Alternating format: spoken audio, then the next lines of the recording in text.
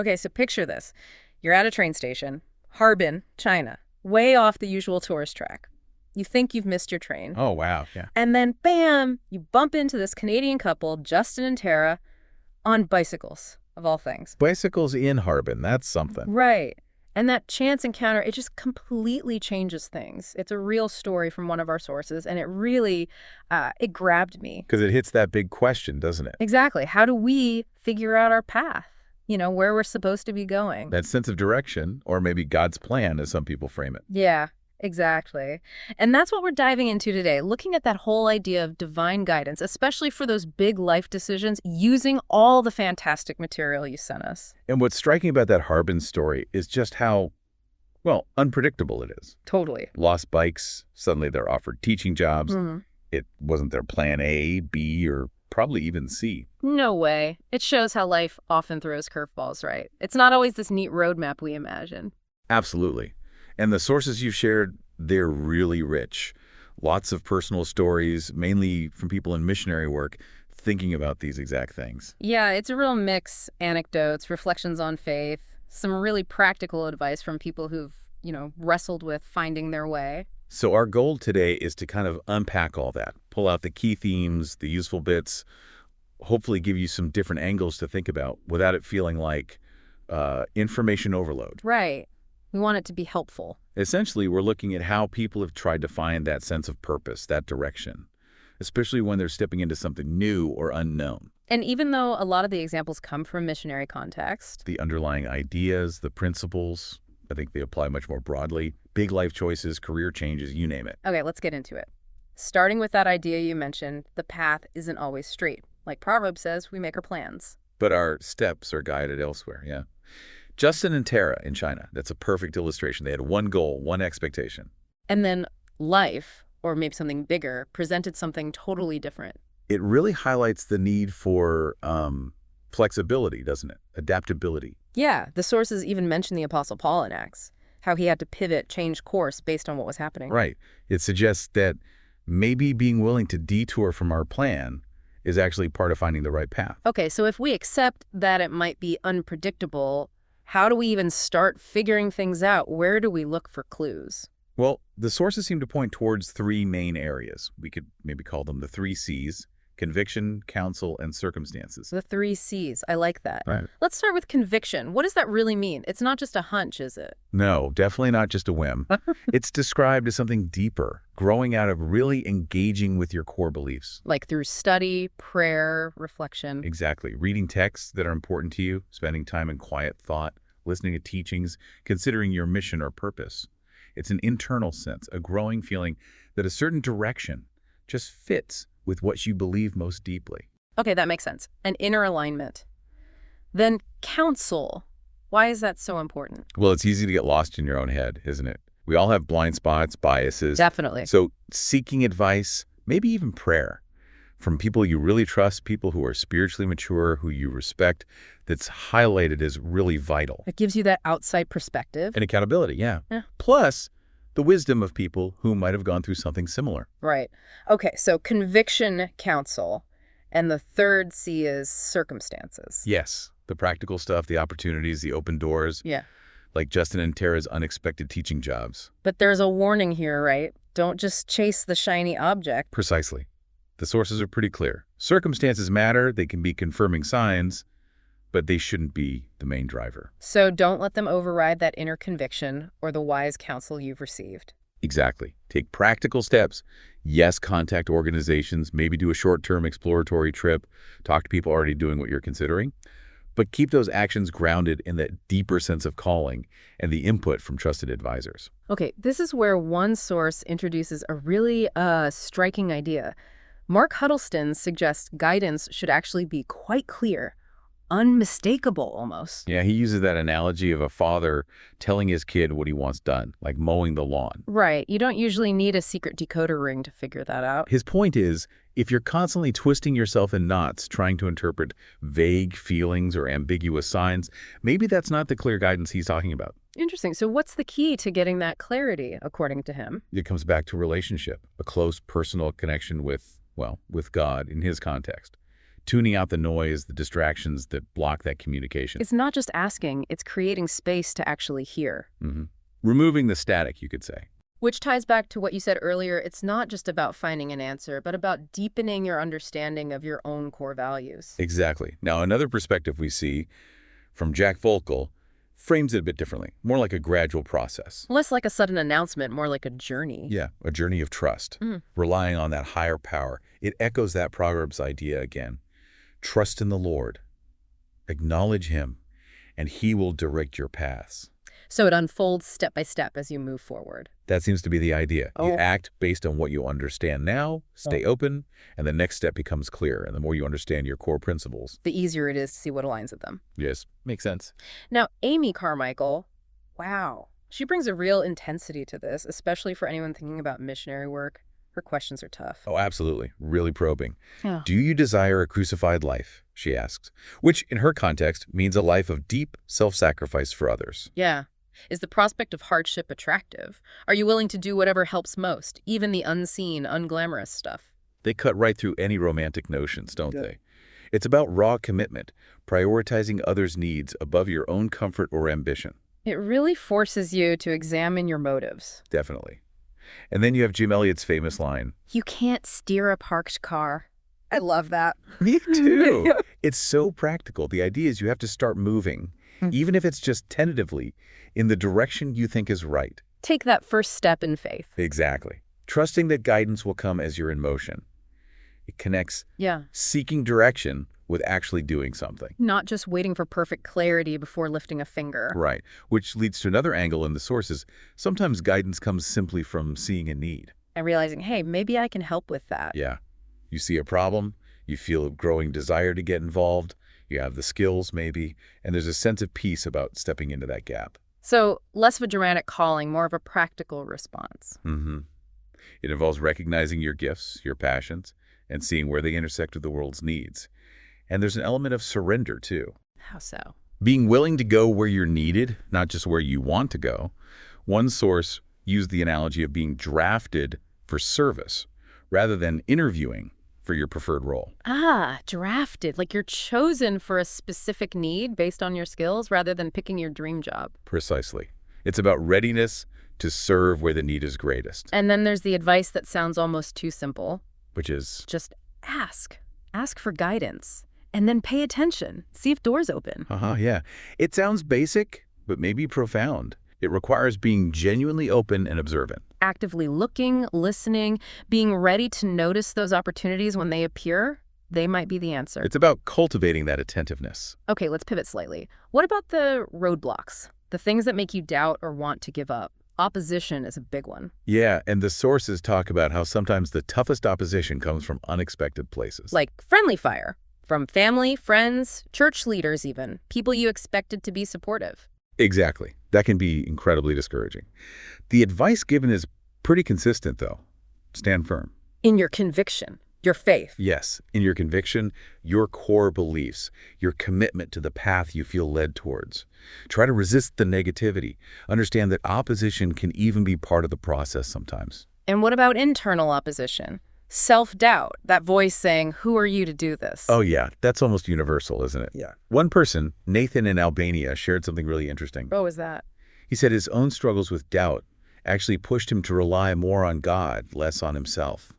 So turning a negative into a positive, in a way. Weakness fostering dependence. Kind of, yeah. It reframes doubt not just as a problem to be eliminated, but maybe as something that keeps you grounded, reminds you of your need for that higher strength or guidance. So when discouragement hits, whether external or internal, what's the practical advice? Listen, even if the criticism is harsh, try to hear if there's any truth in it. Seek wisdom from others you trust. Don't just react defensively. Right. Cultivate patience, things take time. And focus on your own growth through it. One suggestion that really stood out was reading the Psalms. Ah, yeah, because they're full of people wrestling with doubt, fear, opposition, but also clinging to faith. Exactly. They offer comfort, perspective, a reminder that you're not alone in feeling attacked or unsure. Right. They model that reliance we were just talking about. It's a good reminder that discouragement is just part of life in a messy world. Stay connected to your core, get support. Now, the sources also address some really specific worries people have, especially thinking about something like missionary service. But I think these fears apply more broadly too. Like what? Well, fear of the unknown. Going overseas, for instance, Keith and Rachel's story was A powerful. direct question they felt asked. Yeah. It suggests that sometimes the call is to face your biggest fears, to embrace a path you'd never choose on your own. And that fear isn't just about geography, right? It's any time we step way outside our comfort zone. Absolutely. Right. Then there are life circumstances like divorce. A sensitive topic. But the sources suggest maybe perspectives are shifting, that it doesn't automatically disqualify someone. Yeah, Jennifer's input there showed some organizations are becoming more understanding, recognizing life's complexities. It encourages persistence.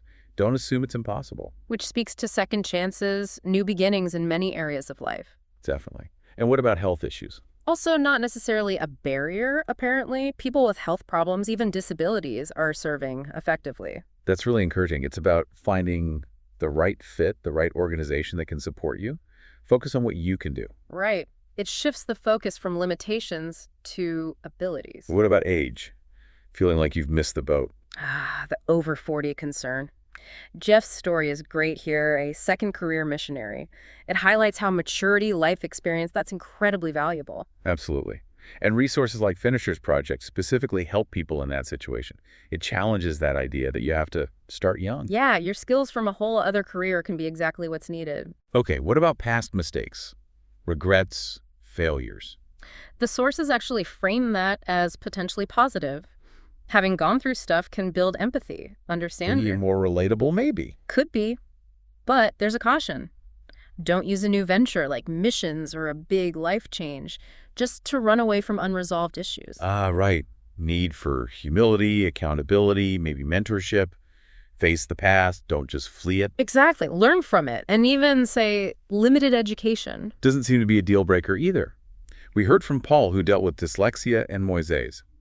Their point was relationship, connection to purpose, divine direction that's more vital than degrees sometimes. It emphasizes different kinds of intelligence, different kinds of qualifications, passion, calling. They count for a lot. So true. Okay, so maybe you're listening and thinking, wow, moving to Albania sounds intense, or starting a whole new career feels huge right now.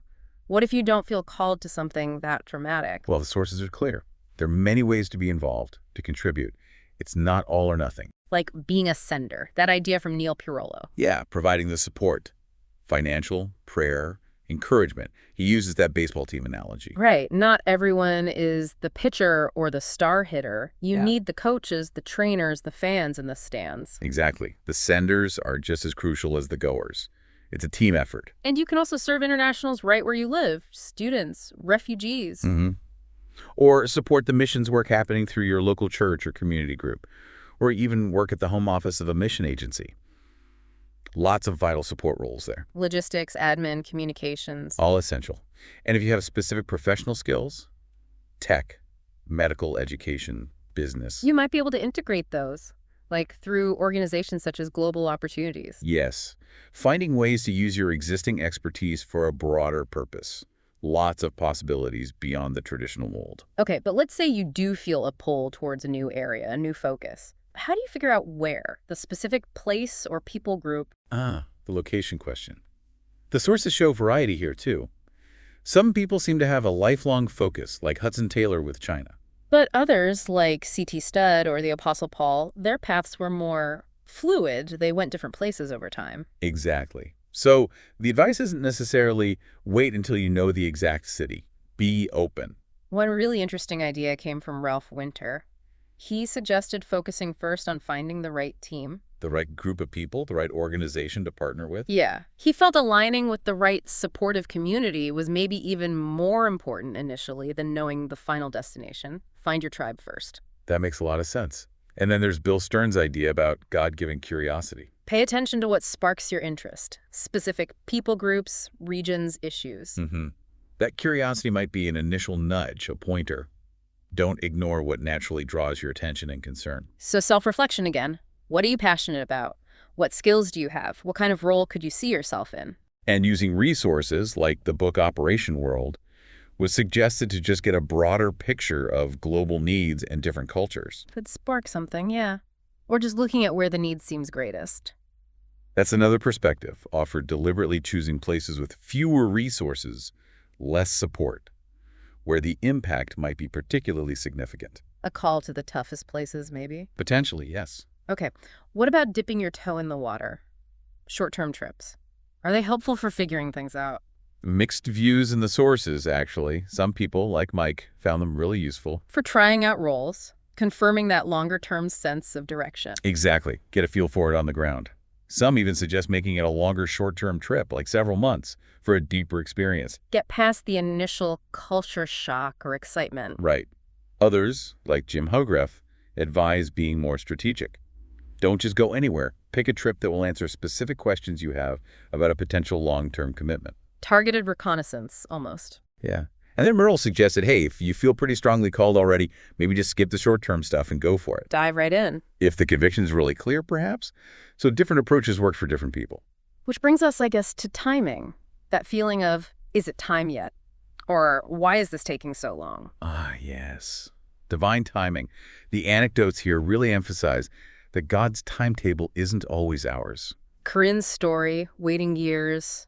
It felt like a delay, but in retrospect, the timing was right. Exactly. The advice is often about waiting for confirmation, not just in one way, but multiple ways, and having that inner sense of peace, that assurance. David Nelson mentioned keeping a record, writing down those confirmations. Yeah, like little signposts. Something to look back on when doubts creep in later. Okay, remember this and this and this. And guidance can come through all sorts of channels, right? Unexpected opportunities like we saw with Justin and Tara, even personal fleeces, as Neil Purollo experienced. Yeah, those specific personal signs people sometimes ask for, it really underscores the variety of ways guidance can manifest. So the big takeaway on timing seems to be trust the process. Trust the process. Draw closer to your core beliefs and recognize that delays or challenges might actually be part of the preparation, part of the learning curve. It's all part of the journey. Ultimately, it seems less about finding a foolproof formula for discernment. And more about cultivating that relationship, that trust, and learning to recognize the nudges and confirmations along the way. Well put. So wrapping this up, we've really journeyed through a lot today, haven't we? Looking at how complex and honestly how personal figuring out direction can be. Definitely not a simple checklist. No, we've touched on that inner conviction, the wisdom of seeking counsel from others, paying attention to circumstances without being ruled by them, and just fundamentally trusting the process. And realizing there isn't one single way it works for everyone. No magic formula. But hopefully, hearing these different experiences, these practical insights from the sources you shared, gives you some concrete things to think about. Yeah, from Amy Carmichael's really challenging questions about motive to just being open to unexpected opportunities to how to handle discouragement. Lots of practical wisdom there. Which leads us to maybe a final thought for you, listening right now. What's your Harbin train station moment? Ooh, good question. You know, those times when something unexpected happened, a chance meeting, a weird coincidence, a persistent thought, something that maybe felt significant, even if you couldn't explain why at the time. And maybe thinking about which of these perspectives we discussed today kind of clicks with where you are right now. Does the idea of clear guidance resonate or more the gradual unfolding? Yeah. As you keep thinking about your own path, maybe go back to the sources you sent with some of these ideas in mind. Talk it over with a friend or mentor. Or check out some of those resources mentioned, like Operation World or Finisher's Project if they seem relevant. Because ultimately, this journey of figuring out your direction, your purpose, it's yours. It's deeply personal. Absolutely. We really hope this deep dive has given you some helpful food for thought, maybe some encouragement as you navigate whatever path you're on.